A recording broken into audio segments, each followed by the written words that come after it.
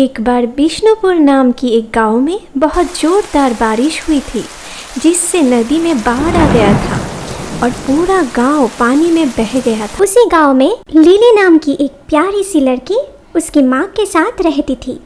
क्योंकि घर में पानी घुस गई थी, लिली और उसकी माँ एक बिस्तर पर बैठी थी। बहुत ही चिंता में पड़ गए थे वे दोनों बाहर भी निकल नहीं पा रही थी, क्योंकि बाहर बहुत बारिश हो रही थी। फिर लिली ने कहा, माँ बहुत भूख लगी है। ये सुनकर मीनू कही, क्या करूँ बेटी, कुछ नहीं समझ आ रहा है, सब कुछ तो पानी में बह गया। मीनू ये बात बहुत दुख से कही। तभी वे दोनों पानी में कुछ हलचल होते हुए देखा। वे दोनों सोच में पड़ गए, पर जब दोनों ही बहुत अच्छी तरीके से देखा तो कुछ मछलियाँ नजर आई। सभी मछलियाँ कुछ बुदबुद जैसा आवाज़ निकल रहा था। ये देखकर वे दोनों डर गई। मीनू के दिमाग में एक योजना आया। वे दोनों जो बिस्तर पे बैठी थी उसे धकेलने लगी। वे दोनों तैरते हुए रसोई में चले गए। रसोई में पहुंच के मीनू अपने चूल्हा को बिस्तर पर रखा और साथ में कुछ ज़रूरी चीज़ भी रख दिए। लिली बेटे, हम अभी मछलियाँ पकड़ेंगे, तुम ज़्यादा उछल कूद ना करके इसे पकड़ो, ठीक है? माँ की बात सुन के लिली राज़ी हो गई। उसके बाद वे दोनों सारी से मछलियाँ पकड़ने शुरू कर दिए। फिर मीनू मछलियों को बहुत अच्छी तरीके से साफ करके चूल्हा पे पकाने लगी। ये देख के लिली ने कही, अरे वाह माँ, ये देख के मुंह में पानी आ गई, जल्दी दो। लिली के ये बातें सुन के उसकी माँ लिली को जल्दी ही खाना दे दिए और वो भी खा लिए। ऐसे ही ये मछली को खाकर वे दोनों 3-4 दिन गुजार लिए। लिली उसकी माँ से कही, माँ अगर ये मछलियाँ नहीं रहती तो हम लोग भूख से मर ही जाते। पता नहीं ये मछली कहाँ से आई, पर इसके वजह से हम लोग अभी भी जिंदा है ना माँ? ये सुनकर मीनू ने कही, हाँ बेटी, मुझे लगता है कि हम लोगों के गांव के तालाब में जो मछलियाँ थे वे सब तैरते हुए यहाँ पहुँच गए। इसके बाद और 2 दिन बीत गए और बारिश भी पूरा थम गया। बाढ़ में आए हुए पानी भी धीरे धीरे नदी से लौटने लगा। पानी पूरी तरह से सूख जाने के बाद भी घर की फर्श पे कुछ जगह पे कुछ मछलियाँ फिर भी पड़े हुए थे। ये देख के माँ और बेटी दोनों मिलके सभी मछलियों को पकड़ के एक बाल्टी पे रख दिए। ये देख के लिली ने कही, माँ ये सारी मछलियाँ को तुम एक ही जगह पे क्यों रख रहे हो? मीनू कही, हमारी गांव की तालाब बिकने वाले हैं, सुनने में आया। वो जो गांव सरपंच किशन जी है ना, वो ही बेच रहा है।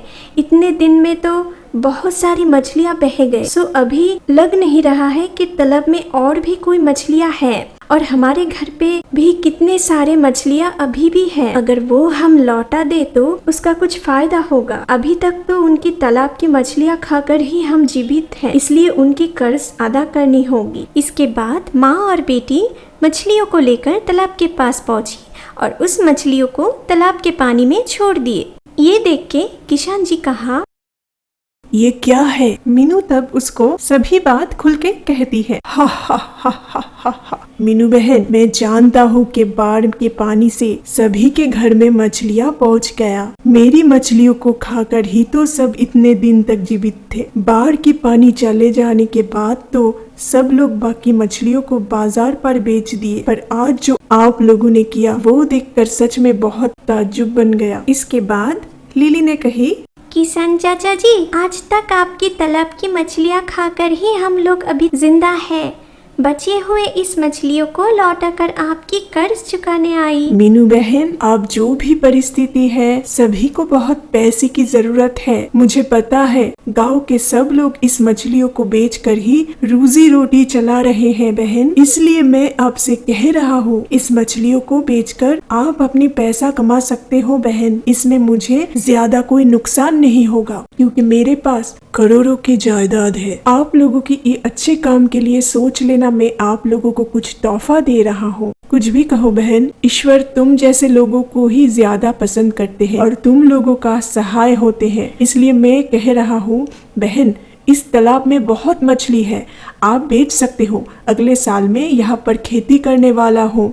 इसके बाद किशन जी वहाँ से चले गए। किशन जी की बातें सुनकर माँ और बेटी दोनों बहुत ही खुश हुए। सच में लोग ठीक ही बोलते हैं, भगवान कोई ना कोई रूप में आकर हम लोगों को जरूर सहाय बनते हैं। और वे दोनों खुश होके उस तालाब से मछलियाँ पकड़ने लग गई। उसके बाद वे लोग उस बाल्टी में मछलियों को लेकर शहर में बेचने के लिए चले गए। सभी मछलियों को बेच के वो बहुत ही पैसे कमाए। इसी तरह वे दोनों हर रोज उस तालाब में मछलियाँ पकड़ते रहते थे और शहर में बेचकर पैसा कमाते थे। कुछ ही दिनों में वो तालाब में और कुछ मछलियाँ नहीं बची। मछलियाँ बेच के वे दोनों जो पैसा कमाए थे उससे वे लोग एक छोटा सा दुकान खोल लिए और दुकान में बहुत अच्छी कमाई भी हो रही थी। इसी तरह धीरे धीरे वे लोग एक घर भी बनवा लिए। इसी तरह वे दोनों बहुत ही शांति से दिन गुजार रहे थे। कुछ दिन बाद उनके घर में किशन जी आए और किशन जी उनसे कहा, मीनू बहन, सच में ये देखकर मुझे बहुत अच्छा लगा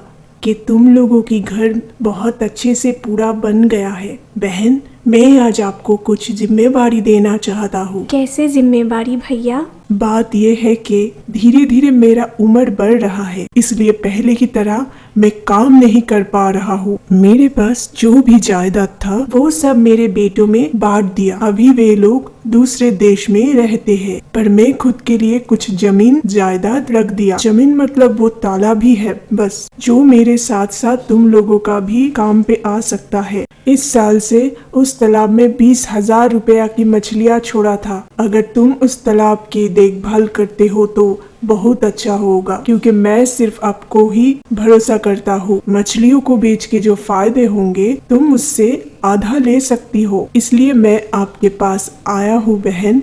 किशन जी की इस बात पे मीनू राजी हो गई और अगले ही दिन से मीनू उस तालाब की बहुत अच्छे से देखभाल भी करने लगी। कुछ दिनों के अंदर ही उस तालाब की मछलियाँ बहुत बड़े हो गए। मीनू उस मछलियों को पकड़ के बेचने लगी और बहुत पैसा कमाई। हर बार मछलियाँ बेचने पर जो फायदा होते थे उससे आधी पैसा किशन जी मीनू को दे देता था। मीनू इससे बहुत खुश हो गई। इसी तरह मीनू अपने परिश्रम से बहुत पैसा कमाने लगी और उसकी सभी जरूरत इससे पूरा होने लगी। दूसरी ओर लिली भी स्कूल जाना शुरू कर दी। इसलिए दोस्तों, आप तो सुने ही होंगे कि अगर आप किसी को मदद करते हो तो उसके फल आप जरूर पाओगे।